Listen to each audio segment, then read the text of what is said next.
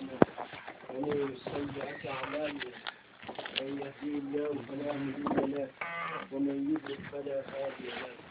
وأشهد أن لا إله إلا الله وحده لا شريك له محمد صلى الله عليه وسلم أبينا وباكيبا شريكم كيبا شريكم جفون محمد صلى الله عليه وسلم أتي àwọn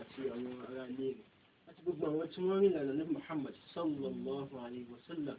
títí di ọjọ́ ìsìn. Gbogbo ẹ̀yin mùsùlùmí tí ẹ̀ ń gbọ́ wa kí n káàbọ̀ sí orí ètò yín ètò wa ètò ad-din al-islami ètò ẹ̀sìn Islam. À ń kí ni pé assalamu alaykum wa rahmatullahi wa barakatuh. Ní òní gbogbo ẹ̀yin tí ẹ̀ ń gbọ́ wa ẹ ti mọ̀ pé ètò ẹ̀sìn Islam ètò tí a ti máa ń bára wa sọ̀rọ̀ Ọlọ́run bá ní tá a ti máa ń sọ ń pa èyí á lọ dé bá àti sọ̀rọ̀ ń pa ẹ̀sìn wa oríṣiríṣi àwọn topics oríṣiríṣi àwọn àkọlé tó lóun ṣe papọ̀ mọ́ ètò nípa fẹ́kẹ̀rẹ̀ láti gbéyẹ̀wò ní orí ètò yìí pẹ̀lú àwọn afáwà àgbà ní àwọn afáwà Sheikh Abdulwahab Ajia abẹ́lọ́wọ̀n bá kí bá aṣàlékún àláfíà fún wọn kí bá aṣàlékún ẹ̀mí gígùn fún wọn kí bá aṣàlékún àgbíyé wọn àti àgbóyé tiwọn náà. Insha Allah ní òní a fẹ́ kó níbi tí a wà gbogbo ẹni tó bá ń tẹ̀lé wa a rí pé tí a sọ̀rọ̀ ń pa ní ìjẹ́ ìjọ náà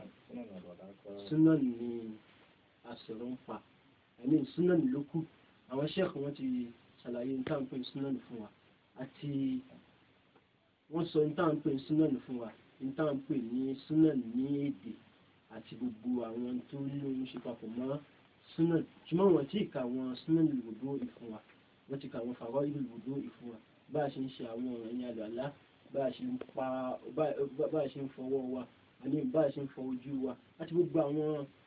ibi tí Al-Qur'ani dárúkọ nínú Suratul Maida tó lóhun ṣe papọ̀ mọ́ àwọn ọ̀rọ̀ ẹ̀yìn àlọ́lá gbogbo pátápátá ni wọ́n ṣàlàyé fún wa ṣùgbọ́n lónìí insha Allah ní tí wọ́n mọ̀ ṣàlàyé fún wa ìyẹn náà ni ọ̀rọ̀ ń pa súnà ní ìwòdó ọ̀rọ̀ ń pa àwọn súnà àlùwàlá kí Ọlọ́run bá kí ó bá aṣàlékún dáadáa fún bismillah. Bismillah alhamdulillah wa salatu wa salamu ala rasulillah wa ala alihi wa ashabihi wa man wala. Lẹ́yìn ọ̀dà náà a ń kíra wa àti odò àwọn tí ó ń dọ́ wa bẹ̀rẹ̀ tó wà nílé àti àwọn tó kún pé assalamu alaikum wa rahmatullahi wa barakatuh. Wa alaikum assalam wa rahmatullahi wa barakatuh. Alhamdulillah ọpẹ́ ní fún Ọlọ́run bàbá ìlẹ́kẹ̀ ọlá tí ó yọ̀ǹda pé kí á bẹ̀rẹ̀ ìdánilẹ́kọ̀ọ́ yẹn tí a fi kìtàbù tọ̀hárọ̀ ọ̀rọ̀ nípa àwọn adájọ́ tó dẹ́ mọ́ ìmọ̀ra nínú Islam láfi bẹ̀rẹ̀ ọ̀rẹ́ náà sì ni a wà títí di a fi débi àlùwàlá so àlùwàlá náà ń sọ̀rọ̀ nípa ẹ̀ lọ́wọ́ tẹ́ pé bóyá Ọlọ́run yọ̀ǹda kí a parí ẹ̀ ní kúkúrú ṣùgbọ́n mo fẹ́ kí gbogbo ọmọ pé bó tá à ń sọ ní kúkúrú ni o kí ó ṣe bí ó ṣe tó bó ṣe tọ́ bó ṣe yẹ. Nígbà tí ààyè gbà wá. Tí ò sí ààyè sóye so bóyá tí question bá ń wá yóò mọ̀ jẹ́ kí a lè sọ nǹkan mi so náwó tí Ọlọ́run bá ní kí a sọ kí a sì gbọ́ ká sì ó sì máa jáde nínú ìdánilẹ́kọ̀ọ́ wa Ọlọ́run kọjá torí tí ẹnìkan kó sì ká bá ní ibi tí ó lérè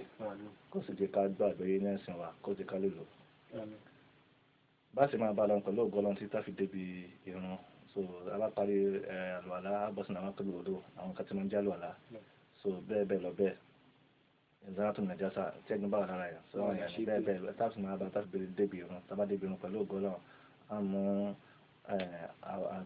abádébi zaka àwẹ̀ bẹ́ẹ̀ lọ bẹ́ẹ̀ pẹ̀lú ògbọ́lọ́n tá fi débi odò ọ̀rọ̀ tí àwọn onímọ̀ sọ pa fíkẹ́ so àti ń bi ṣòro hadith ahkam so pẹ̀lú ògbọ́lọ́n kọ́lọ́kọ́ mọ́kọ́ fún wa tọ́nà bá ní kí a máa bẹ láyò so yẹ so kí a máa ṣe àwọn àtẹ̀yìn náà ní òkú sí náà kó ń kálukú akọ́lọ́kọ́ bá foríjì wọn kó sì jẹ́ kí àjùdá àyẹ̀sẹ̀ ń pè wá lọ orí níta tó lára yẹn ń pè wá afáńlá àmì ń sàfáńlá afá kékeré ní. Ọlọ́run ṣe wá lápá ìlà so ní kúkúrú a ti sọ̀rọ̀ nípa àwọn ọ̀ràn yẹn àlùwàlá níwọ̀nba wọ́n sì á bọ̀ sí àwọn sunan àwọn kan tí èsì ọ̀ràn yẹn tó jẹ́ pé kéèyàn ó ṣe níbi àlùwàlá ó dájú kéèyàn má ṣe lọ ni yóò tún jẹ́ kí àlùwàlá yẹn ó pé sí ti ẹni tí ò ṣe àkọ́kọ́ nìkan yẹn òun náà ni kéèyàn fọwọ́ méjèèjì ọwọ́ tí yẹn kọ́kọ́ fọ̀ kí á tó bẹ̀rẹ̀ àlùwàlá ìyẹn jẹ́ gbà tí ọwọ́ ọba lẹ́gbìn ni o tí ọwọ́ bá lẹ́gbìn a sọ yẹn síwájú náà nígbà tá à ń sọ nípa hadith